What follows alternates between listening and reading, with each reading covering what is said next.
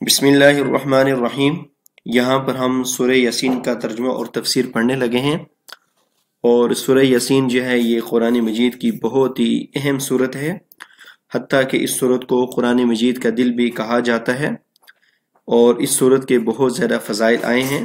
جن میں سے چند میں آپ کے سامنے ذکر کیے دیتا ہوں۔ سب سے پہلی فضیلت یہ ہے کہ جو شخص بھی صبح کو سورہ یاسین پڑھتا ہے تو اللہ تعالیٰ اس کے پورے دن کے کاموں کو آسان بنا دیتے ہیں۔ دوسری اس کی فضیلت یہ ہے کہ اگر کوئی شخص مرنے کے قریب ہو اور اس کے قریب یہ سورت پڑھی جائے تو اس کی روح نکلنے میں آسانی ہوتی ہے۔ تیسری اس کی فضیلت یہ ہے کہ اگر کوئی عورت حاملہ ہو اور اس کو بچہ جننے کا وقت قریب آ جائے، اگر اس کے قریب یہ سورت پڑھی جائے تو اس کو بچہ جننے میں آسانی ہوتی ہے۔ اس کے علاوہ بھی اس سورت کے بہت زیادہ فضائل ہیں جو مختلف احادیث کی کتابوں میں درج ہیں۔ بہرحال آئیے سورت کا ترجمہ اور تفسیر شروع کرتے ہیں۔ سورت کا ترجمہ اور تفسیر شروع کرنے سے پہلے اگر آپ نے ابھی تک ہمارے چینل کو سبسکرائب نہیں کیا تو جلدی سے ہمارے چینل کو سبسکرائب کر لیں تاکہ ہر نئی آنے والی ویڈیو آپ تک آسانی سے پہنچ سکے۔ اور چونکہ میں اس قسم کی ویڈیو بنا رہا ہوں جن کو عام طور پر زیادہ نہیں دیکھا جاتا، اس وجہ سے آپ نے ہماری حوصلہ افزائی بھی کرنی ہے، ہماری ویڈیوز کو لازمی طور پر لائک اور شیئر بھی کرنا ہے اور کمنٹس بھی اچھے اچھے کرنے ہیں، اور اس وجہ سے آپ ہمیں لازمی سبسکرائب کر دیں۔ نیچے جو ریڈ کلر کا جو بٹن ہے سبسکرائب کا، آپ ایک بار اسے پریس کر دیں تو آپ ہمارے چینل کے سبسکرائبر بن جائیں گے۔ تو آئیے شروع کرتے ہیں۔ یہ جو قرآن مجید کی سورت ہے سورہ یاسین، اس کے اندر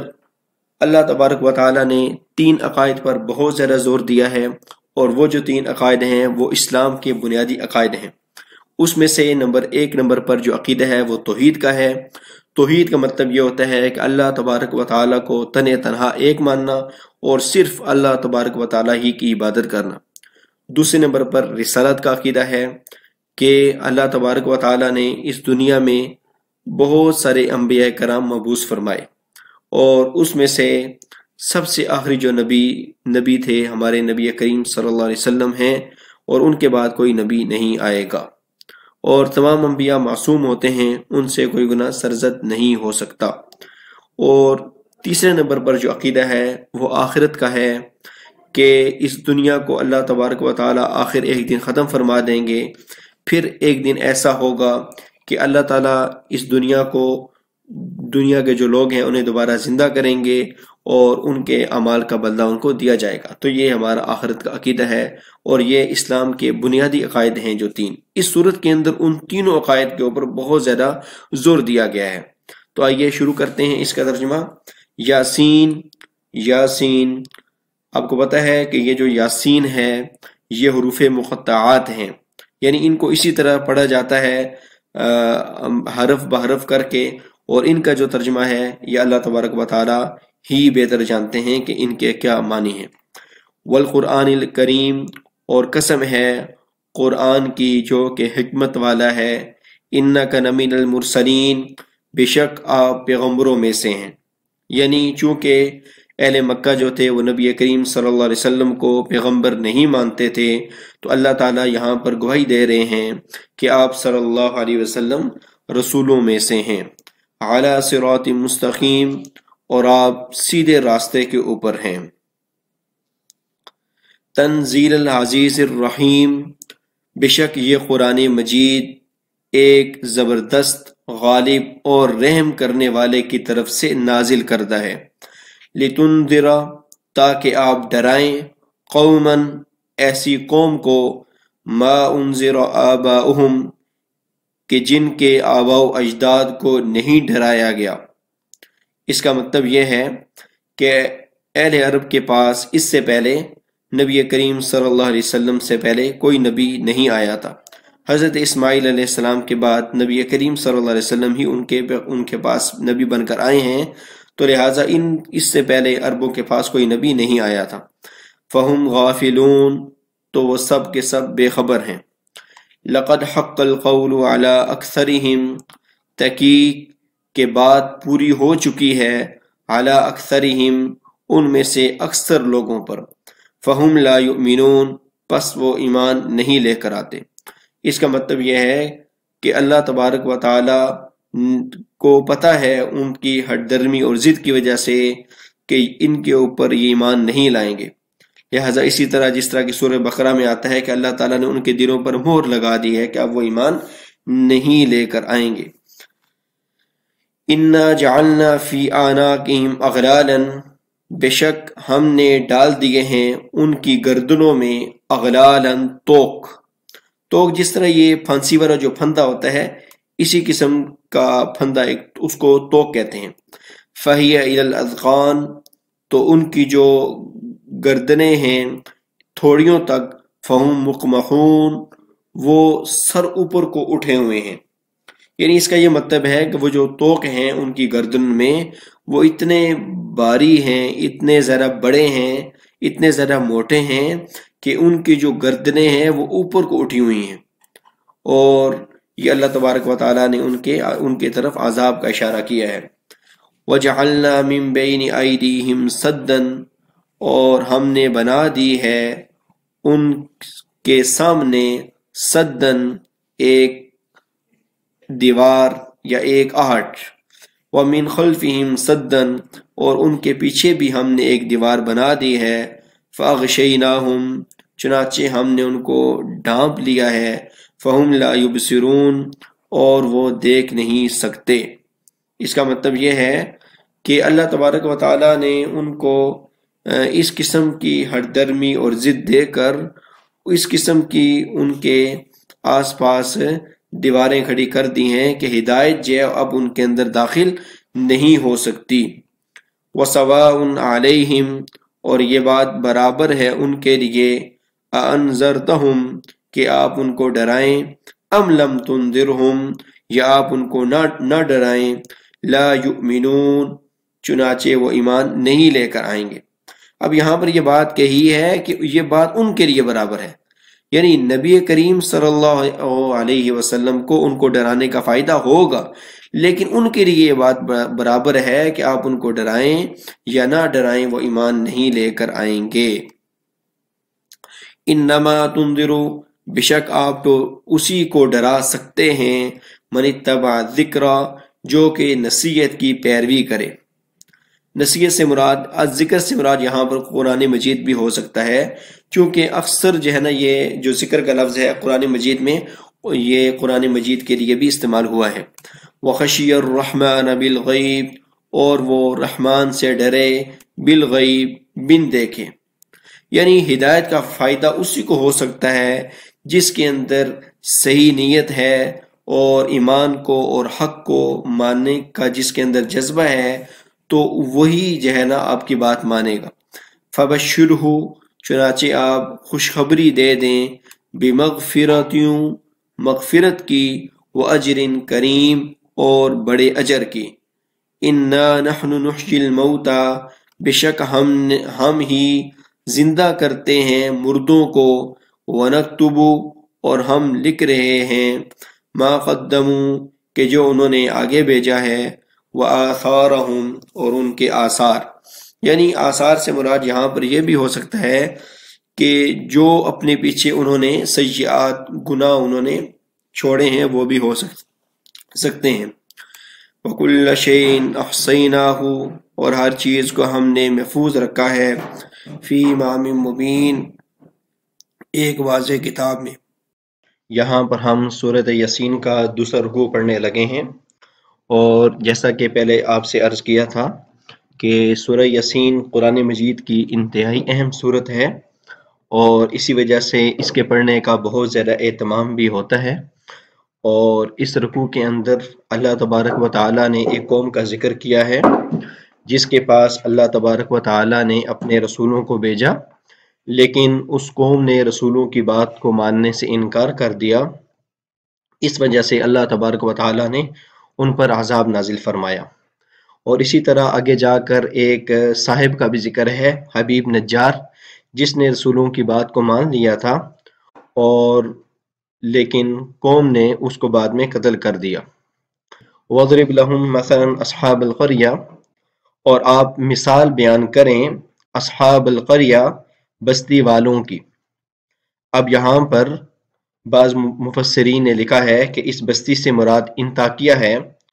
اور بعض حضرات نے کچھ دوسری بستیاں بھی فرمائی ہیں، لیکن بہرحال ہمارا جو مقصد ہے وہ بستی کا نام معلوم کرنے سے نہیں ہے، بلکہ اصل اس سے عبرت پکڑنا ہے کہ اس بستی والوں نے رسولوں کی بات سے انکار کیا تھا، اس وجہ سے اللہ تعالیٰ نے ان پر اپنا عذاب اور قحط نازل فرمایا۔ اذ جاء المرسلون، جب ان کے پاس رسول آئے تھے، اذ ارسلنا، جب ہم نے بھیجا، الیہم اثنین، ان کی طرف دو رسولوں کو، فکذبوہما، تو انہوں نے ان کو جھٹلا دیا۔ یہاں پر یہ بات یاد رکھنی چاہیے کہ یہ جو لفظ مرسلون ہے، یہ لفظ مرسلون یہ عام ہے، اور اس سے مراد رسول بھی ہو سکتے ہیں، اور اس سے مراد عام قاصد بھی ہو سکتے ہیں۔ تو لیکن جو زیادہ مفسرین نے لکھا ہے وہ اس کو رسول ہی لکھا ہے، اور مرسل جو ہے عربی زبان میں قاصد کو کہتے ہیں، اور یہی جو لفظ ہے یہ رسول کے لیے بھی استعمال ہوتا ہے۔ اب بعض حضرات نے لکھا ہے کہ یہ رسول تھے، اور بعض مفسرین نے کہا ہے کہ یہ حضرت عیسیٰ علیہ السلام یا کسی اور پیغمبر کے بھیجے ہوئے یہ قاصد تھے۔ فکذبوہما، چنانچہ ان بستی والوں نے ان دونوں رسولوں کو جھٹلا دیا۔ فعززنا، تو چنانچہ ہم نے ان کی مدد کی، بثالث،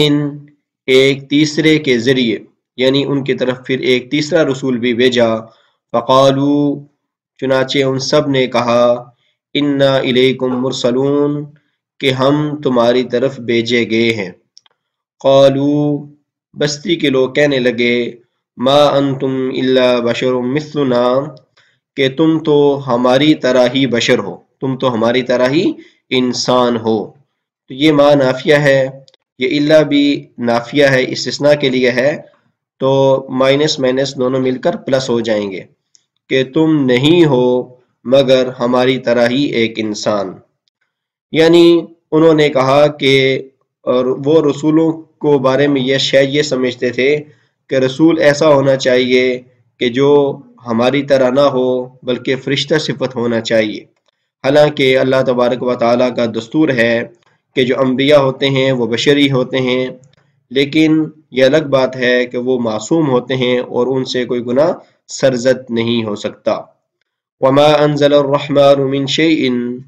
اور اللہ تبارک و تعالیٰ نے کوئی چیز بھی نازل نہیں کی، رحمان نے کوئی چیز بھی نازل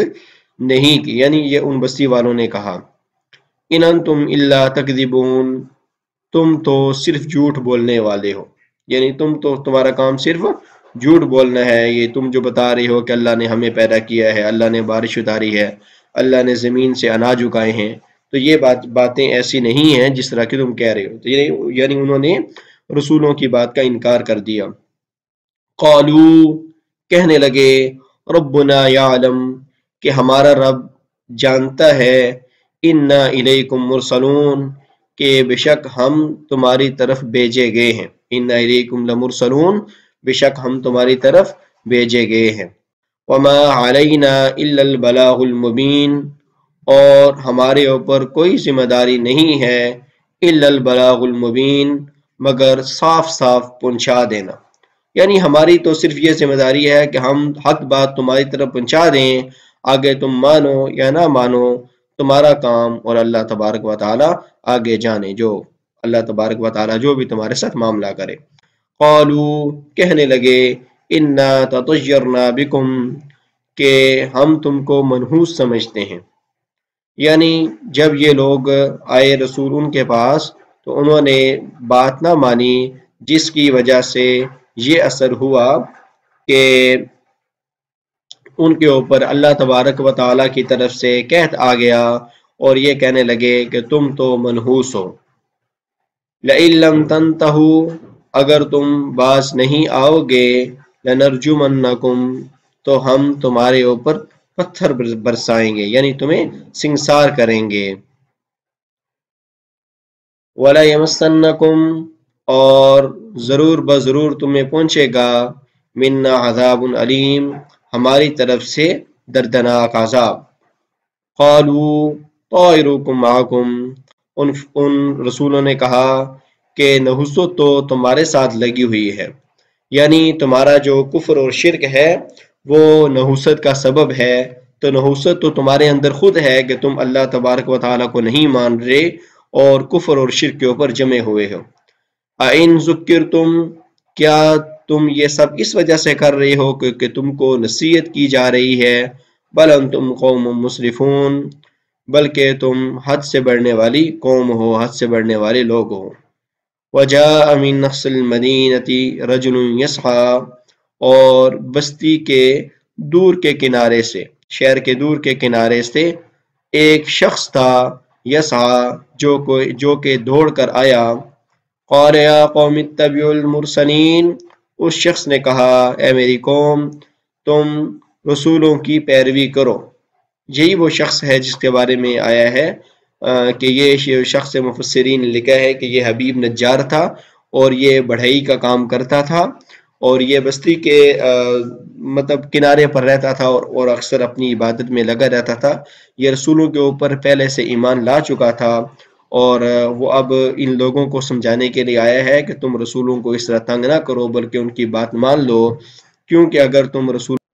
اتبعوا من لا یسلکم، اور تم پیروی کرو من لا یسلکم، ان لوگوں کی جو تم سے سوال نہیں کرتے، اجرن کسی قسم کی اجرت کا،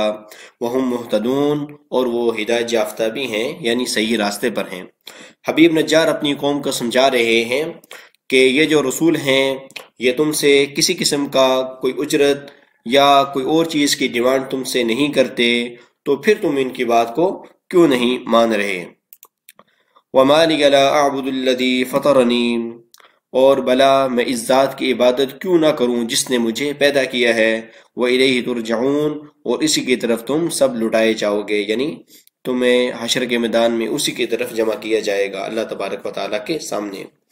تو اب یہاں پر جو ہے حبیب نجار یہ اپنی طرف نسبت کر رہے ہیں کہ بلا میں کیوں عبادت نہ کروں، حالانکہ اصل میں جو ہے نا ان کا یہ ٹارگٹ کر رہے ہیں اپنی قوم کو،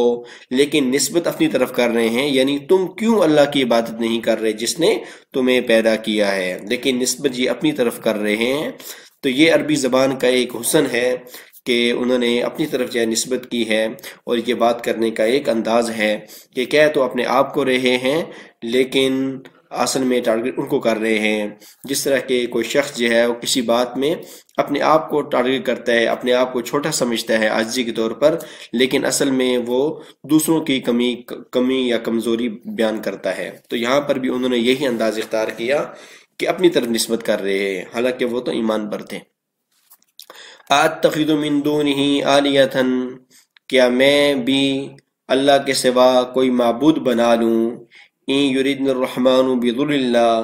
اور اگر اللہ رحمان مجھے کسی قسم کا کوئی نقصان پہنچانا چاہے، لا تغنی عنی شفاعتہم، تو ان معبودان باطلہ کی کوئی شفاعت میرے کام نہ آئے گی، ولا ینقذون، اور نہ ہی اللہ کے عذاب سے یہ مجھے چھڑا سکیں گے۔ یعنی معبودان باطلہ جو ہیں ان کی یہ نفی کر رہے ہیں کہ اللہ تبارک و تعالیٰ کی جو ذات ہے وہی نفع دے سکتی ہے اور وہی نقصان دے سکتی ہے۔ انی اذا لفی ضلال مبین، پھر تو میں بھی کھلی گمراہی میں ہوں گا، یعنی اگر میں بھی بتوں کی پوجا کروں، میں بھی جو ہے نا وہ ان معبودان باطلہ کی پوجا کروں، ان کی بات مانوں، تو پھر میں بھی کھلی گمراہی میں ہوں گا۔ انی آمنت بربکم فاسمعون، بے شک میں تو ایمان لے آیا ہوں، بربکم تمہارے رب پر، فاسمعون چنانچہ تم میری بات سنو۔ قیل ادخل الجنہ، یہ بات کہی گئی کہ جنت میں داخل ہو جاؤ۔ اب یہاں پر یہ مفسرین نے لکھا ہے کہ جب انہوں نے اس طرح کا کلام کیا تو ان کی قوم کو غصہ آ گیا، لہٰذا انہوں نے حبیب نجار کو بہت زیادہ مارا، اور اس مارنے کی وجہ سے وہ فوت ہو گئے، اور پھر اللہ تبارک و تعالیٰ کی طرف سے ان کو کہا گیا کہ تم جنت میں داخل ہو جاؤ، یعنی اصل جو جنت ہے وہ تو برزخ کی زندگی کے بعد ہوگی، یعنی قبر سے اٹھنے کے بعد، لیکن چونکہ جو نیک لوگ ہوتے ہیں تو ان کو برزخ کی جو زندگی ہوتی ہے، جو کہ زندگی اور دوبارہ اٹھنے کے درمیان کا جو حصہ ہے اسے برزخ کا مرحلہ کہتے ہیں، تو اسی میں جو ہے نا اللہ تعالیٰ کی طرف سے جنت کی کھڑکی قبر میں کھول دی جاتی ہے۔ اسی طرح جو گناہگار بندہ ہوتا ہے تو اس کے لیے جہنم کی کھڑکی قبر میں کھول دی جاتی ہے اور اس کو اسی طرح جہنم کے مناظر وغیرہ دکھائے جاتے ہیں۔ قال یا لیت قومی یعلمون، تو انہوں نے کہا کاش کہ میری قوم بھی یہ بات جان لیتی، یعنی اللہ تبارک و تعالیٰ نے مجھے کس قسم کے اعزاز و اکرام سے نوازا ہے، کاش کہ میری قوم بھی یہ بات جان لیتی کہ اللہ تبارک و تعالیٰ کی بات ماننے ہی میں خیر ہے۔ بما غفر لی ربی، کہ اللہ تبارک و تعالیٰ نے مجھے بخش دیا، وجعلنی من المکرمین، اور اس نے مجھے معزز لوگوں میں بنا دیا، یعنی میں اللہ تبارک و تعالیٰ کی میں نے عبادت کی، میں نے رسولوں کی باتوں کو مانا، تو اللہ تبارک و تعالیٰ نے میں میرا یہ اعزاز و اکرام کیا۔ وما انزلنا علی قومہ من بعدہ من جند، اور ہم نے نہیں اتارا اس قوم پر اس کے بعد من جندن کوئی بھی لشکر، من السماء آسمان سے، وما کننا منزلین، اور نہ ہی ہم اتارنے والے ہیں۔ یعنی اللہ تبارک و تعالیٰ کا یہ دستور ہے کہ جب پیغمبر آ جاتے ہیں تو اگر پیغمبروں کی بات کو نہ مانا جائے تو اللہ تبارک و تعالیٰ ان پر عذاب نازل فرما دیتے ہیں۔ اسی طرح اللہ تبارک و تعالیٰ آگے فرما رہے ہیں کہ ان کے پاس بھی عذاب آ گیا۔ پھر ان کانت الا صیحۃ واحدۃ، یہ نہیں تھی الا صیحۃ واحدۃ مگر ایک ہی چیخ تھی،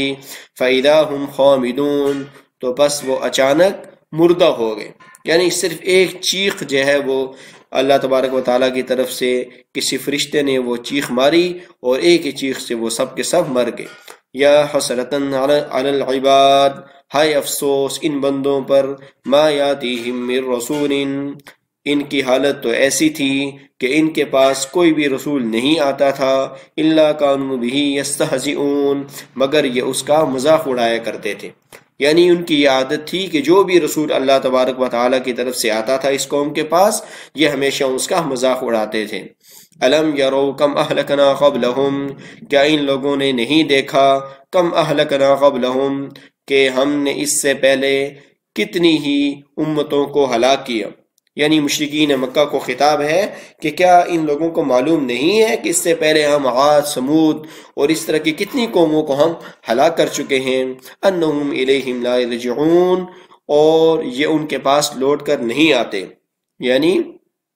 اللہ تبارک و تعالیٰ کہہ رہے ہیں کہ جس قوم کو ہم ہلاک کرتے ہیں تو وہ قوم دوبارہ واپس نہیں آتی، بلکہ وہ میدان حشر میں اسی طرح اٹھائی جائے گی جس طرح کہ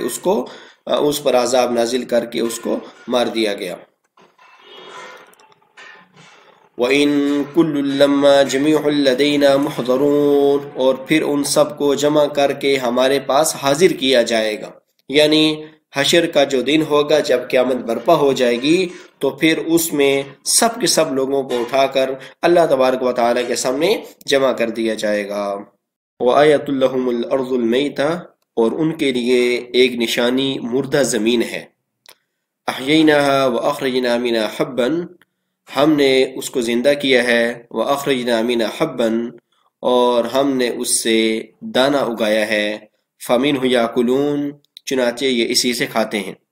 یعنی انسان کا جو کام ہوتا ہے وہ صرف یہ ہوتا ہے کہ وہ زمین کے اندر دانہ ڈال کر آ جاتا ہے، اور اس کے بعد اس کا جو ہے نا اس دانے کو جو ہے نا وہ پھاڑنا اور اس سے کومپل بنانا، یہ اللہ تبارک و تعالیٰ کا کام ہے، اور پھر اس کے اندر جو ہے نا ہرا بھرا سبزہ اس میں اگا دینا، پھر اس کے اندر اس کا پھل لگ جانا، تو یہ اللہ تبارک و تعالیٰ کا کمال ہے۔ انسان تو خالی صرف اتنا کرتا ہے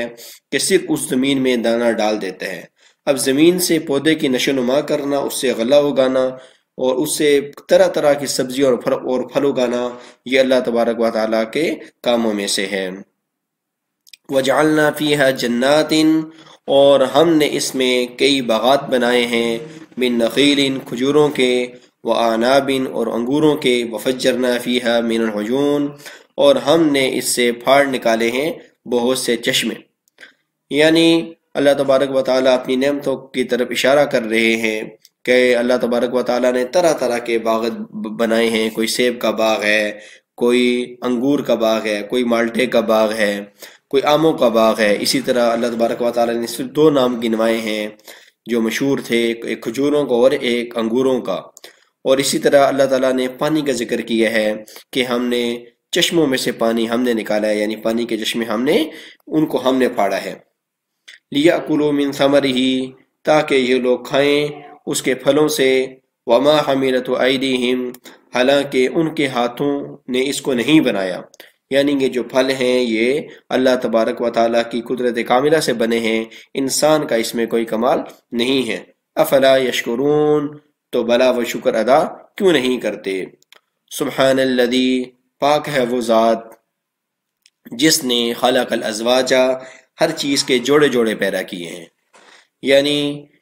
ہر چیز کے اللہ تبارک و تعالیٰ نے جوڑے پیدا کیے ہیں، یعنی کہ انسان جس طرح ہے اس میں مرد اور عورت ہیں، اسی طرح سائنس کی جو تحقیقات ہیں وہ بھی یہاں تک پہنچ چکی ہیں کہ حتیٰ کہ جو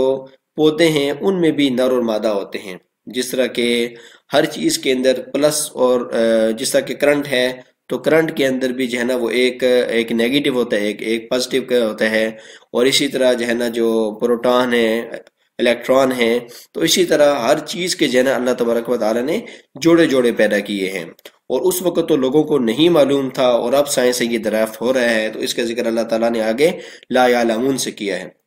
مما تنبت الارض، کہ جو زمین اگا کر دیتی ہے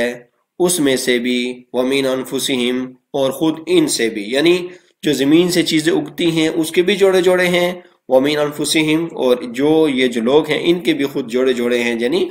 مرد اور عورت، ومما لا یعلمون، اور کچھ ایسی چیزیں ہیں جن کو وہ نہیں جانتے، یعنی چونکہ قرآن مجید قیامت تک رہنے والی کتاب ہے تو اس لیے یہ بات کہی کہ جن کو وہ نہیں جانتے، یعنی جب دنیا کی تحقیقات اور ریسرچ بڑھے گی تو پھر لوگ اس کا کھوج لگا لیں گے کہ کس کس چیز کے جوڑے دنیا میں موجود ہیں۔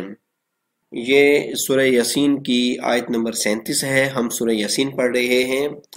اللہ تبارک و تعالیٰ اپنی نشانیوں کی طرف اشارہ فرما رہے ہیں، وآیت لہم اللیل، اور ان کے لیے ایک نشانی رات ہے، نسلخ منہ النہار، ہم اس سے دن کو جب کھینچ لیتے ہیں، فَإِذَا هُمْ مُظْلِمُونَ، تو اچانک وہ اندھیرے میں رہ جاتے ہیں، یعنی دنیا کے اندر اصل رات ہے، اور یہ جو سورج ہے جب یہ آتا ہے تو یہ دنیا میں روشنی کر دیتا ہے، اور جب یہ واپس جاتا ہے تو دنیا اپنی اصل کی طرف لوٹ جاتی ہے، یعنی دوبارہ اس کے اندر اندھیرا ہو جاتا ہے۔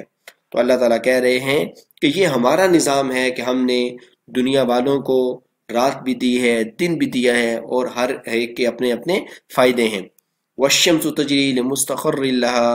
اور سورج جو کہ اپنے مقررہ راستے پر چل رہا ہے، اپنے ٹھکانے کی طرف چلا جا رہا ہے۔ ذالک تقدیر العزیز العلیم، یہ سب اس ذات کا مقرر کیا ہوا نظام ہے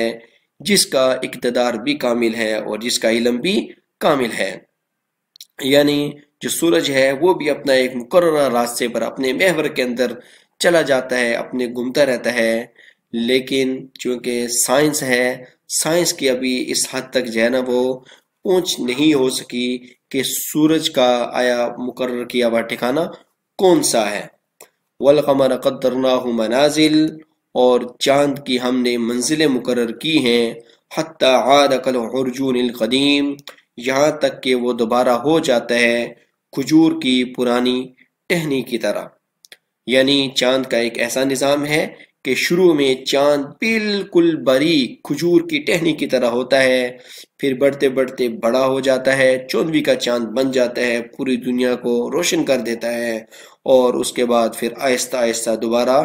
باریک ہو جاتا ہے، اور اس کے بعد پھر دوبارہ جب نئے سرے سے نکلتا ہے تو دوبارہ بالکل باریک ہوتا ہے، اور پھر اسی طرح دوبارہ 14ویں کا چاند، اور پھر آہستہ آہستہ اس کی روشنی کم ہوتی چلی جاتی ہے۔ تو یہ اللہ تبارک و تعالیٰ کا ایک خاص نظام ہے کہ اللہ تبارک و تعالیٰ نے ایک خاص اس کا نظام بنایا ہے کہ جس طریقے سے وہ آتا ہے اور جس طریقے سے وہ جاتا ہے۔ للشمس ينبغي لها ان تدرك القمر، سورج کو اس بات کی اجازت نہیں ہے ان تدرک القمر، کہ وہ چاند کو جا پکڑے، ولللیل سابق النہار، اور نہ رات کو اس بات کی اجازت ہے کہ وہ دن سے آگے بڑھنے والی ہو، یعنی سورج اور چاند کا اپنا اپنا محور ہے، وہ اپنے اپنے محور میں گھومتے ہیں، اور کہ کچھ ایسا نہیں ہو سکتا کہ سورج اور چاند کی ایسی آپس میں کوئی ٹکر ہو جائے، اور نہ رات اور دن کا آپس میں کوئی جھگڑا ہو جائے کہ رات ہی رات رہ جائے اور یا دن ہی دن رہ جائے۔ لیکن میں نے جیسا کہ بتایا کہ کچھ ممالک ایسے بھی ہیں کہ جن میں ہمیشہ کے لیے مطلب کچھ عرصے کے لیے دن رہتا ہے اور کچھ عرصے کے لیے وہاں پر رات رہتی ہے، تو یہ بھی اللہ تبارک و تعالیٰ کی نشانی ہے۔ وَكُلٌّ فِي فَلَكٍ يَسْبَحُونَ، اور سب مدار میں یہ جو جتنی بھی چیزیں ہیں، سورج ہے، چاند ہے، سب اپنے اپنے مدار میں تیرتے پھرتے ہیں، یعنی کوئی کسی کے ساتھ ٹکراتے نہیں ہیں۔ وَآيَةٌ لَّهُمْ أَنَّا حَمَلْنَا ذُرِّيَّتَهُمْ فِي الْفُلْكِ الْمَشْحُونِ، اور ان کے لیے ایک نشانی یہ ہے کہ ہم نے ان کی آل اولاد کو بری ہوئی کشتی میں سوار کیا ہے، یعنی جو کشتی ہے، جب بحری جہاز چلتا ہے، کشتی چلتی ہے،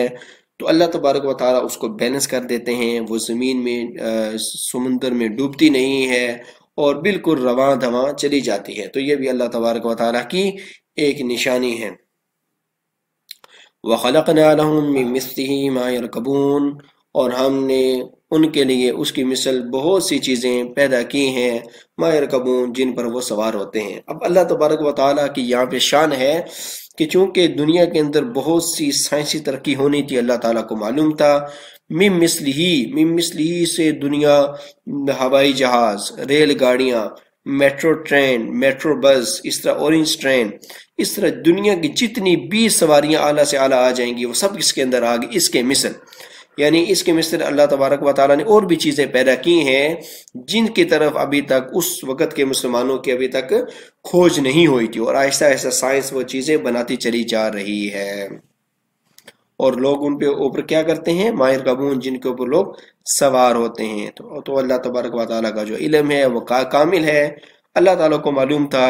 کہ ایسے لوگ آئیں گے جو نت نئی سواریاں بنا لیں گے۔ وَإِن نَّشَأْ نُغْرِقْهُمْ فَلَا صِرِخَ لَهُمْ، اور اگر ہم چاہیں تو ہم ان کو غرق کر دیں، یعنی وہ جو سواریاں ہیں، جن سواریوں پر تم اپنا سفر شروع کرتے ہو اور اختتام تک بالکل آسانی کے ساتھ سفر کر لیتے ہو، اس کے اندر ہوائی جہاز بھی آ جاتے ہیں، اس میں آج کل کی گاڑیاں بھی آ جاتی ہیں، اس کے اندر سمندر کے اندر جو بڑے بڑے جہاز چلتے ہیں وہ بھی آ جاتے ہیں، تو اللہ تعالیٰ فرما رہے ہیں اگر ہم چاہیں تو ہم ان کو غرق کر دیں، ان سواریوں کو حادثات پیش آ جائیں، فلا صریخ لہم، تو پھر جو ہے تمہاری کوئی فریاد رس نہ ہوگا، یعنی کوئی تمہاری بات نہ سنے گا، تمہاری کوئی فریاد نہ سنی جائے گی، ولا ہم ینقذون، اور نہ ہی تمہیں کوئی بچائے گا، تمہیں کوئی بچانے والا نہیں ہوگا، یعنی ان سے تمہیں بچائے گا کوئی نہیں۔ اس آیت کے اندر اللہ تبارک و تعالی نے اس بات کی طرف اشارہ کیا ہے کہ جن سواریوں کے ذریعے تم اپنے منزل مقصود تک پہنچ جاتے ہو بالکل خیر و عافیت کے ساتھ، تو ان سواریوں کو تابع بنانا اور تمہارے ذریعے ان کا چلنا، یہ صرف ہماری رحمت کی وجہ سے ہے اور ہمارے فضل کی وجہ سے ہے۔ اسی طرح کبھی تو تم فضاؤں میں اڑتے ہو اور اپنی منزل مقصود تک پہنچ جاتے ہو، اور کبھی تم سمندر میں سفر کرتے ہو اور منزل مقصود تک بالکل خیر و عافیت کے ساتھ پہنچ جاتے ہو، تو یہ صرف ہمارا ہی فضل ہے۔ تو آئیے شروع کرتے ہیں آیت نمبر 44۔ الا رحمت منا، مگر ہماری طرف سے رحمت کی وجہ سے، ومتاعا الی حین، اور فائدہ پہنچانے کی وجہ سے، الی حین، ایک مدت تک، یعنی اللہ تعالیٰ فرما رہے ہیں کہ ہم ہی تمہارے ساتھ رحمت کا ارادہ کرتے ہیں، اور چونکہ ہم نے تمہارے ساتھ فائدہ پہنچانے کا ارادہ کیا ہوا ہے ایک وقت تک، اس وجہ سے تم اپنی سواریوں پر جب سفر کرتے ہو تو تم اختتام تک جو ہے آسانی کے ساتھ، سہولت کے ساتھ پہنچ جاتے ہو اور تمہیں کوئی حادثات پیش نہیں آتے۔ وَإِذَا قِيلَ لَهُمُ اتَّقُوا مَا بَيْنَ أَيْدِيكُمْ، اور جب ان سے کہا جاتا ہے اتقوا ما بین ایدیکم وما خلفکم، کہ تم بچو ما بین ایدیکم، جو کچھ تمہارے سامنے ہے، وما خلفکم، اور جو کچھ تمہارے پیچھے ہے، لعلکم ترحمون، تاکہ تم پر رحم کیا جائے، یعنی ان سے یہ بات کہی جاتی تھی کہ تم اچھے اعمال کرو اور تم کفر اور شرک سے باز آ جاؤ، تو وہ اس بات کو نہیں مانتے تھے۔ وما تأتیہم من آیت من آیات ربہم، اور نہیں آتی ان کے پاس اپنے رب کی طرف سے نشانیوں میں سے کوئی نشانی، الا کانوا عنہا معرضین، مگر ہمیشہ وہ اس سے اعراض کرنے والے ہوتے ہیں۔ یعنی جو بھی اللہ تعالیٰ ان کی طرف کوئی نشانی بھیجتے ہیں، جو بھی نشانی ان کو نظر آتی ہیں تو وہ اس سے منہ پھیر لیتے ہیں اور اس سے اعراض کرتے ہیں۔ وَإِذَا قِيلَ لَهُمْ أَنفِقُوا، اور جب ان سے یہ بات کہی جاتی ہے انفقوا کہ تم خرچ کرو، مما رزقکم اللہ، جو اللہ تعالیٰ نے تمہیں رزق دیا ہے، قال الذین کفروا، تو کافر لوگ کہتے ہیں للذین آمنوا، ایمان والوں کو، انطعم من لو یشاء اللہ اطعمہ، کیا ہم ان لوگوں کو کھلائیں کہ اگر اللہ تعالیٰ چاہتا تو ان کو خود کھلا دیتا۔ یعنی آگے سے یہ بات کہتے تھے کہ اللہ تعالیٰ، یہ لوگ اللہ تعالیٰ کی عبادت کرتے ہیں اور اللہ تعالیٰ کی مانتے ہیں، تو پھر اللہ تعالیٰ ان کو خود کھلا دینا، پھر ہم ان کو کیوں کھلائیں؟ حالانکہ اسلام کے اندر کھانا کھلانا، ایک دوسرے کی دعوت کرنا، خصوصی طور پر کھانے کی جو دعوت ہے، یہ اسلام کا ایک شعبہ ہے اور اسلام کا ایک باب ہے، اور ہر شخص کو یہ کوشش کرنی چاہیے کہ کسی فقیر کو، اپنے رشتہ داروں کو، اپنے دوستوں کو، احباب کو کھانے کی دعوت، ان کو لازمی کھانا کھلاتے رہنا چاہیے، کیونکہ کھانا کھلانا جو ہے اسلام کا ایک نہایت اہم باب ہے جسے آہستہ آہستہ مسلمان چھوڑتے جا رہے ہیں۔ تو وہ یہ بات کہا کرتے تھے کہ اگر اللہ تعالیٰ خود چاہتا تو اللہ تعالیٰ خود ان کو کھلا دیتا نا، ہمیں کیا ضرورت ہے کہ ہم ان کو کھانا کھلائیں؟ یعنی اس سے وہ اعراض کرتے تھے اور اپنی دولت پر فخر و غرور کرتے تھے اور ان کی غربت کا مذاق اڑاتے تھے۔ ان انتم الا فی ضلال مبین، تم نہیں ہو مگر واضح گمراہی میں ہو، یعنی کھلی گمراہی میں ہو۔ یعنی اللہ تعالیٰ نے یہ جو تمہیں امیر ہونا تمہیں بنایا ہے، کسی کو غریب بنایا ہے، تو یہ آزمائش کے لیے بنایا ہے۔ اس کا یہ مطلب نہیں ہے کہ اللہ تعالیٰ اس کو نہیں کھلا سکتا، لیکن چونکہ دنیا میں اللہ تعالیٰ نے جو آپ کی دولت ہے اس کے اوپر غریبوں کا بھی حق رکھا ہے، تو اللہ تعالیٰ یہ چاہتا ہے کہ جو امیر لوگ ہیں وہ اپنی دولت میں سے غریبوں پر بھی خرچ کریں۔ وَيَقُولُونَ مَتَى هَذَا الْوَعْدُ إِن كُنتُمْ صَادِقِينَ، اور یہ سب لوگ کہتے ہیں مَتَى هَذَا الْوَعْدُ، کہ یہ وعدہ کب پورا ہوگا، ان کنتم صادقین، اگر تم اپنی بات میں سچے ہو۔ یعنی کافر لوگ ہمیشہ مسلمانوں سے یہ بات پوچھتے رہتے تھے کہ تم جو کہتے ہو قیامت آئے گی قیامت آئے گی، تو قیامت کب آئے گی؟ وہ وعدہ کب پورا ہوگا؟ اگر قیامت سچی ہے تو ہمارے پاس لے کر آؤ، وہ دن لے کر آؤ۔ ما ينظرون الا صیحة واحدة، یہ لوگ انتظار نہیں کر رہے الا صیحة واحدة، مگر ایک زوردار چیخ کا، ایک زوردار چنگاڑ کا انتظار کر رہے ہیں، تاخذہم، جو ان کو پکڑ لے گی، وہم یخصمون، اور وہ جگڑ رہے ہوں گے۔ یعنی جس طرح کہ پہلی قوموں کے پاس ایک چیخ کی صورت میں، ایک زوردار آواز کی صورت میں عذاب آیا تھا، تو اللہ تعالیٰ کہہ رہے ہیں کہ ان لوگوں کی بھی حالت ان لوگوں کی طرح ہی ہے کہ یہ لوگ بھی اسی طرح کی چنگاڑ یا چیخ کا انتظار کر رہے ہیں۔ یعنی اللہ تعالیٰ کی نشانیوں کو دیکھ کر ایمان کیوں نہیں لے کر آتے اس سے پہلے کہ ان کے پاس اللہ تعالیٰ کا عذاب آ جائے۔ فَلَا يَسْتَطِيعُونَ تَوْصِيَةً، تو جب اللہ تعالیٰ کا عذاب آ جائے گا تو اس وقت یہ کسی قسم کی کوئی وصیت نہ کر سکیں گے، وَلَا إِلَىٰ أَهْلِهِمْ يَرْجِعُونَ، اور نہ ہی اپنے گھر والوں کے پاس واپس لوٹ کر جا سکیں گے۔ یعنی وصیت ہمیشہ آخری وقت میں کی جاتی ہے، تو اللہ تعالیٰ کہہ رہے ہیں کہ جب عذاب آئے گا تو وہ اتنی اچانک آئے گا کہ نہ تو کسی کو وصیت کرنے کا وقت ملے گا اور نہ ہی گھر والوں کی طرف واپس جانے کا وقت ملے گا، یعنی عذاب میں سب کے سب مبتلا کر دیے جائیں گے۔ وَنُفِخَ فِي الصُّورِ، اور سور کے اندر پھونکا جائے گا۔ حضرت اسرافیل علیہ السلام کی ذمہ داری ہے کہ وہ قیامت کے دن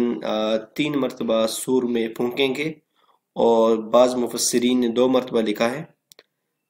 بعض مفسرین فرماتے ہیں کہ 3 مرتبہ اس طرح کے لوگ بازار میں خریداری کر رہے ہوں گے اور وہ پہلی مرتبہ پھونک ماریں گے تو زمین کے اوپر کوئی نہیں رہے گا، اور دوسری مرتبہ جب پھونکیں گے تو تمام کے تمام جو لوگ ہوں گے وہ مر جائیں گے، اور تیسری مرتبہ جب پھونکیں گے تو تمام لوگ جو ہیں وہ زندہ ہو جائیں گے۔ تو اسی کو مفسرین نے 2 میں بھی لکھا ہے کہ 2 مرتبہ سور پھونکا جائے گا، ایک مرتبہ جو ہے نا وہ جب سور پھونکا جائے گا تو تمام کے تمام لوگ مر جائیں گے، اور جب دوسری مرتبہ پھونکا جائے گا تو تمام کے تمام جو لوگ ہیں وہ زندہ ہو جائیں گے۔ تو اسی کا ذکر کیا جا رہا ہے، اللہ تبارک و تعالیٰ اسی کا ذکر فرما رہے ہیں،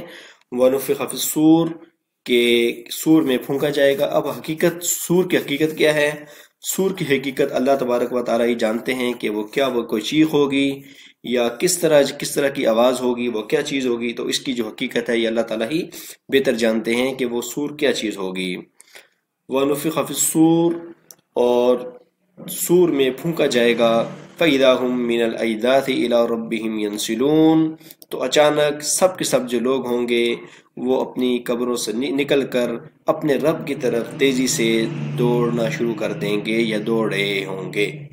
تو یہ اسی جب دوسری مرتبہ یا تیسری مرتبہ جب سور پھونکا جائے گا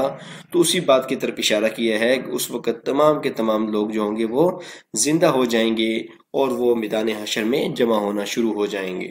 قالو، کہیں گے، یا ویلنا، ہائے افسوس، من بعثنا من مرقدنا، ہمیں کس نے اٹھا دیا ہماری قبروں سے۔ یعنی چونکہ جو کافر لوگ ہیں وہ دوبارہ اٹھنے کا یقین نہیں رکھتے، تو اس وقت وہ کہیں گے ہائے ہماری بدبختی کہ ہمیں کس نے جو ہے نا قبروں سے اٹھا دیا، حالانکہ ہم تو دوبارہ اٹھنے پر ایمان یا یقین نہیں رکھتے تھے۔ هذا ما وعد الرحمن وصدق المرسلون، یہی وہ وعدہ ہے، یہی وہ چیز ہے، ما وعد الرحمن، جس کا رحمان نے وعدہ کیا تھا، وصدق المرسلون، اور سب رسولوں نے سچ کہا تھا۔ ان كانت الا صيحة واحدة فإذا هم جميع الذين محضرون، یہ نہیں ہوگی مگر ایک چیخ، فإذا هم جميع الذين محضرون، تو اچانک وہ سب کے سب جو لوگ ہیں وہ ہمارے سامنے حاضر کر دیے جائیں گے۔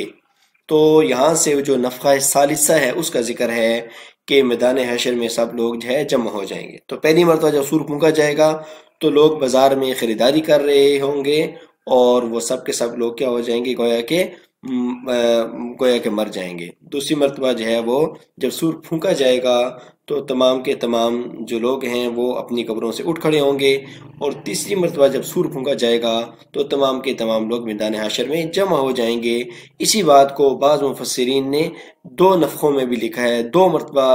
مرتبہ پھونکنے کے سور، دو مرتبہ چیخ میں لکھا ہے کہ ایک مرتبہ جب سور پھونکا جائے گا سارے کے سارے مر جائیں گے، اور جب دوسری مرتبہ پھونکا جائے گا تو تمام کے تمام جو لوگ ہیں وہ دوبارہ زندہ ہو جائیں گے۔ فَالْيَوْمَ لَا تُظْلَمُ، پس آج کے دن کسی پر کوئی ظلم نہیں کیا جائے گا ذرا برابر بھی، وَلَا تُجْزَوْنَ، اور نہ ہی کسی چیز کا بدلہ دیا جائے گا، إِلَّا مَا كُنْتُمْ تَعْمَلُونَ، مگر جو کچھ وہ کرتے تھے۔ یعنی جو اعمال ہیں صرف انہی کا بدلہ دیا جائے گا، صرف اتنا ہی بدلہ دیا جائے گا۔ یہ نہیں ہوگا کہ کسی شخص نے نیکیاں زیادہ کی ہیں تو اس کو کم بدلہ دیا جائے، یا یہ نہیں ہوگا کہ کسی شخص نے گناہ کم کیے ہیں تو اس کو زیادہ اس کی سزا دی جائے، بلکہ جس نے جتنے اعمال کیے ہیں اس کو اتنا ہی بدلہ دیا جائے گا، اتنی ہی جزا و سزا دی جائے گی۔ ان اصحاب الجنت اليوم فی شغل فاکہون، بے شک جنت والے جو لوگ ہوں گے آج کے دن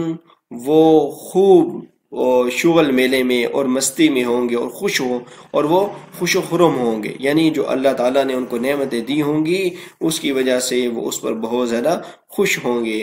ہم وازواجہم فی ظلال، وہ اور ان کی بیویاں فی ظلال سایوں میں ہوں گی، علی الارائک تختوں کے اوپر، متکئون وہ ٹیک لگائے ہوں گے، تکیوں کے ساتھ وہ ٹیک لگائے ہوئے ہوں گے۔ لہم فیہا فاکہۃ، ان جنت والوں کے لیے اس میں فاکہۃ پھل ہوں گے، وَلَهُم مَا يَدَّعُونَ، اور وہ سب کچھ ہوگا جو کچھ وہ مانگیں گے۔ یعنی جنت میں جس چیز کی خواہش کریں گے، جو چیز مانگیں گے، ہر چیز ان کے سامنے حاضر کر دی جائے گی اور کسی چیز سے انکار نہیں کیا جائے گا۔ سلام قولا من رب الرحیم، سلام ہوگا قولا من رب الرحیم، من رب الرحیم بحد مہربان کی طرف سے، یعنی اللہ تبارک و تعالیٰ کی طرف سے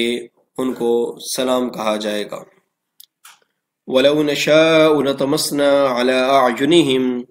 اور اگر ہم چاہیں تو ہم ان کی آنکھوں کو مٹا دیں یا ان کی آنکھوں کو ملیمیٹ کر دیں۔ اعین عین کی جمع ہے، آنکھوں کو کہتے ہیں عربی زبان میں۔ فَاسْتَبَقُوا الصِّرَاطَ پھر یہ راستے کی تلاش میں دوڑتے رہیں۔ فَأَنَّىٰ يُبْصِرُونَ تو پھر یہ کہاں دیکھ سکیں گے، کیسے دیکھ سکیں گے؟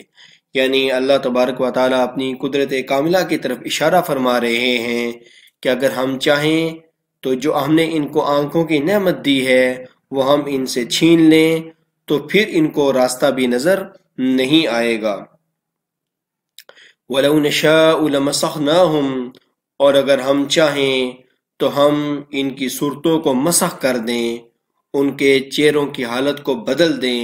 حَلَى مَكَانَتِهِمْ ان کی جگہوں پر، ان کے یہاں بیٹھے بیٹھے، فَمَسْتَطَاعُوا چنانچہ وہ پھر طاقت نہ رکھیں مُضِيًّا آگے چلنے کی، وَلَا يَرْجِعُونَ اور پھر نہ ہی وہ واپس آ سکیں۔ تو اللہ تبارک و تعالیٰ یہ بھی اپنی نعمت کی طرف بتا رہے ہیں کہ یہ جو میں نے آپ کو اچھی اچھی صورتیں دی ہیں، اگر ہم چاہیں تو ان کو مسخ کر کے تمہیں کچھ اور بنا دیں اور پھر نہ تم آگے چل سکو نہ ہی تم واپس آ سکو۔ اولم یروا انا خلقنا لہم کیا ان لوگوں نے نہیں دیکھا، انا خلقنا لہم کہ بے شک ہم نے ان کے لیے بنایا ہے، مما حملت ایدینا اپنے ہاتھوں کی بنائی ہوئی چیزوں میں سے، انعامن چوپائے جانور بنائے ہیں، فہم لہا مالکون چنانچہ یہ لوگ ان جانوروں کے مالک ہیں۔ یعنی اللہ تبارک و تعالی اپنے احسانات جتلا رہے ہیں کہ اللہ تبارک و تعالی نے ان لوگوں کے لیے جانور بنائے ہیں اور یہ اللہ تبارک و تعالی کی ان لوگوں پر ایک نعمت ہے۔ وَذَلَّلْنَا حَالَهُمْ چنانچہ ہم نے ان جانوروں کو ان لوگوں کے تابع کر دیا ہے، فَمِنْهَا رَكُوبُهُمْ تو چنانچہ ان میں سے کچھ جانور ان کی سواریاں ہیں، وَمِنْهَا يَأْكُلُونَ اور کچھ جانوروں کو وہ کھاتے ہیں، یعنی کچھ جانوروں کا جو گوشت ہے وہ کھانے پینے کے کام آتا ہے۔ وَلَهُمْ فِيهَا مَنَافِعُ وَمَشَارِبُ اور ان کے لیے اس میں اور بھی فائدے ہیں، وَمَشَارِبُ اور پینے کی بھی چیزیں ہیں، یعنی جو جانور ہیں ان کا جو چمڑا ہے اس سے بہت زیادہ فائدے حاصل کیے جا سکتے ہیں، جانوروں کی جو چربی ہے اس سے بہت زیادہ فائدے حاصل کیے جا سکتے ہیں، اور اسی طرح جانوروں کا دودھ وغیرہ پیا جا سکتا ہے۔ افلا یشکرون تو کیا وہ شکر ادا نہیں کرتے؟ ہم سورہ یاسین کی آیت نمبر 77 پڑھنے لگے ہیں، اور یہ جو آخری 5 آیات ہیں یہ ایک خاص پس منظر میں نازل ہوئی ہیں، اور قرآن مجید میں اگر کوئی آیات کسی خاص پس منظر میں نازل ہوں تو ان کو اصطلاح میں شان نزول کہا جاتا ہے۔ لہٰذا ان 5 آیات کا شان نزول کچھ اس طرح مفسرین نے لکھا ہے کہ مشرکین مکہ میں سے عاص بن وائل یا ابی بن خلف، ان دونوں میں سے کوئی کسی وادی سے گزر رہا تھا تو وہاں سے اس نے ایک بسیدہ ہڈی اٹھائی اور اس کو ریزہ ریزہ کر دیا، پھر وہ نبی کریم صلی اللہ علیہ وسلم کے پاس آیا اور اس نے کہا کہ کیا اللہ تعالیٰ اس ہڈی کو دوبارہ زندہ کریں گے؟ تو نبی کریم صلی اللہ علیہ وسلم نے کہا ہاں اللہ تعالیٰ مجھے موت دیں گے اور پھر زندہ کریں گے اور پھر تجھ کو جہنم میں داخل کرے گا۔ تو ان کے اوپر یہ آیات جو ہے نازل ہوئی ہیں کہ اس نے اللہ تبارک و تعالیٰ کی قدرت کاملہ کا انکار کیا، تو اللہ تبارک و تعالیٰ نے اس کے جواب میں یہ 5 آیات نازل فرمائیں۔ اولم یر الانسان انا خلقناہ کیا انسان نے نہیں دیکھا، انا خلقناہ کہ ہم نے اس کو پیدا کیا۔ تو انسان سے مراد وہی ہے، عاص بن وائل ہے یا ابی بن خلف ہے جس نے اللہ تبارک و تعالیٰ کی قدرت کاملہ کا انکار کیا۔ انا خلقناہ کہ ہم نے اس کو پیدا کیا، من نطفۃ ایک قطرے سے، ایک نطفے سے کہ جو ایک منی کا ناپاک قطرہ ہوتا ہے اس سے پیدا کیا، فَإِذَا هُوَ خَصِيمٌ مُبِينٌ تو اچانک وہ صریح جھگڑالو بن جاتا ہے، یعنی اللہ تبارک و تعالی کی قدرت کاملہ میں انکار کر کے جھگڑا کرنے لگتا ہے، یعنی نبی کریم صلی اللہ علیہ وسلم سے سوال و جواب کرنے لگا کہ کیا اللہ تعالیٰ اس بسیدہ ہڈی کو دوبارہ زندہ کریں گے جس کو میں نے ریزہ ریزہ کر دیا ہے۔ وَضَرَبَ لَنَا مَثَلًا وَنَسِيَ خَلْقًا، اور اس نے ہمارے لیے مثال بیان کی اور اپنی پیدائش کو بھول گیا۔ یعنی اس سے یہ مراد ہے کہ ہمارے بارے میں تو یہ کہتا ہے کہ اللہ تبارک و تعالیٰ کی قدرت نہیں ہے اس کو دوبارہ زندہ کرنے کی، اور اپنی پیدائش کو بھول گیا، یعنی یہ نہیں دیکھتا کہ اللہ تبارک و تعالیٰ نے اس کو ایک ناپاک نطفے سے پیدا کیا ہے۔ قال من یحیی العظام، چنانچہ کہتا ہے کہ ان ہڈیوں کو کون زندہ کرے گا، وہی رمیم، اور وہ بس بوسیدہ ہو چکی ہیں یا ریزہ ریزہ ہو چکی ہیں۔ قل، آپ کہہ دیجئے، یحییھا الذی انشأ اول مرہ، کہ وہی ذات ان کو زندہ کرے گی جس نے ان کو پہلی مرتبہ پیدا کیا، اول مرہ پہلی مرتبہ ان کو پیدا کیا، وہو بکل خلق علیم، اور وہی ہے جو کہ ہر چیز کی پیدائش کو خوب جاننے والا ہے۔ الذی جعل لکم، وہ ذات جس نے تمہارے لیے بنا دی ہے، من الشجر الاخضر، سبز درخت سے آگ۔ تو یہاں سے یہ مراد ہے کہ عرب میں دو درخت ہوتے تھے، ایک کا نام تھا مرخ اور دوسرے کا نام تھا عفار۔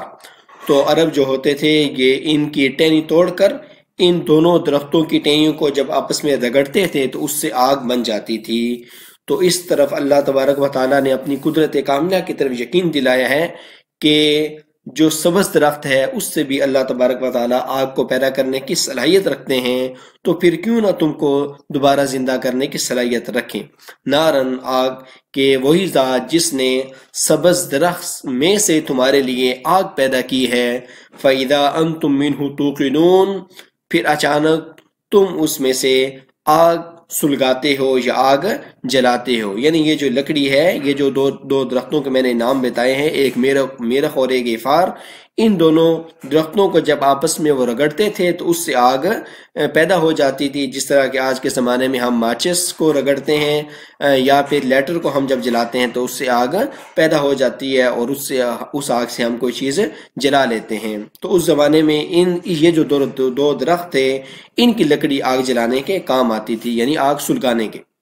اولیس الذی خلق السماوات والارض بقادر، کیا نہیں ہے وہ ذات جس نے پیدا کیا آسمانوں کو اور زمینوں کو، اس بات پر قادر نہیں ہے وہ ذات، علی ان یخلق مثلہم، کہ وہ انہی کی مثل پیدا کر لے، بلا، کیوں نہیں، وہو الخلاق العلیم، وہی تو ذات ہے جو سب کچھ پیدا کرنے والا ہے اور سب کچھ جاننے والا ہے۔ یعنی اللہ تبارک و تعالیٰ نے جو اتنے بڑے بڑے زمینوں اور آسمانوں کو پیدا کیا ہے، تو کیا اللہ تبارک و تعالیٰ انہی کے مثل دوبارہ پیدا نہیں کر سکتا یا اور مخلوقات کو پیدا نہیں کر سکتا، اور انہی ہڈیوں سے دوبارہ انسانوں کو زندہ نہیں کر سکتا جس اللہ نے اتنے بڑے بڑے آسمان اور زمین کو بنائے ہیں؟ انما امرہ اذا اراد شیئا، بے شک اس کا جو حکم ہے، اذا اراد شیئا، جب وہ کسی چیز کا ارادہ کرتا ہے، ان یقول لہ کن فیکون، تو وہ کہتا ہے کن، ہو جا، فیکون، تو پس وہ ہو جاتا ہے۔ یعنی اللہ تبارک و تعالیٰ فرما رہے ہیں کہ اللہ تعالیٰ خالی کن کہتے ہیں تو وہ چیز بن جاتی ہے، جبکہ جب ہم کوئی چیز بناتے ہیں تو اس کے لیے پہلے را مٹیریل، خام مال خریدتے ہیں، پھر اس کے لیے مستری مزدور کا انتظام کرتے ہیں، پھر مشین کا انتظام کرتے ہیں، پھر بجلی کا انتظام کرتے ہیں، تو اتنے زیادہ انتظامات کرنے کے بعد پھر ہم وہ چیز بناتے ہیں۔ جبکہ اللہ تبارک و تعالیٰ صرف کن کہتے ہیں تو اللہ تبارک و تعالیٰ کا جو حکم ہے وہ پورا ہو جاتا ہے۔ فسبحان الذی بیدہ، پس پاک ہے وہ ذات جس کے قبضہ قدرت میں ملکوت کل شیء، ہر چیز کی بادشاہی ہے، وہ الیہ ترجعون، اور اسی کی طرف تم کو لٹایا جائے گا۔ الحمدللہ، سورہ یاسین ہماری مکمل ہو گئی ہے۔ آپ سے گزارش ہے کہ اگر آپ نے ہمارے چینل کو سبسکرائب نہیں کیا تو جلدی سے ہمارے چینل کو سبسکرائب کر لیں، اور نیچے آپ کے جو سرخ رنگ کا جو بٹن ہے سبسکرائب کا، اس پہ ایک مرتبہ کلک کر دیں تاکہ آپ ہمارے چینل کے سبسکرائبر اور سپورٹر بن جائیں، اور قرآن مجید کو، پیغام کو پھیلانے میں ہمارے معاون بن جائیں، اور دنیا اور آخرت میں ثواب کے مستحق ہو جائیں۔ جزاکم اللہ۔